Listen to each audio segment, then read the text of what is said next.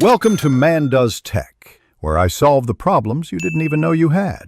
You begin by confirming prerequisites, your crafting rank, funds, and reputation. Once those are set, go directly to the Golem workbench location and open your inventory. Make sure you have exactly 3 Swift cores, 2 iron plates, and the Golem blueprint. If you lack a component, prioritize buying the core first. It's the bottleneck. You'll trigger the workbench recipe only with all parts present, so double-check quantities now before moving to the assembly steps. You now start assembly by placing the Swift cores and iron plates exactly as the blueprint diagram shows. Alignment matters.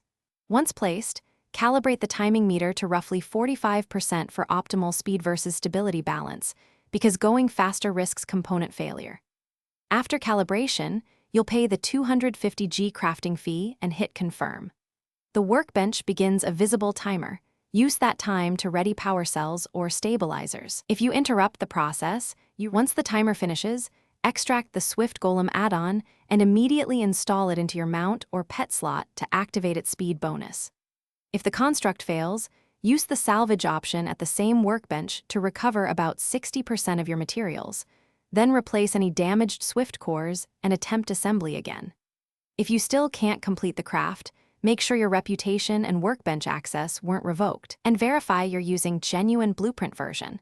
Those are the usual blockers.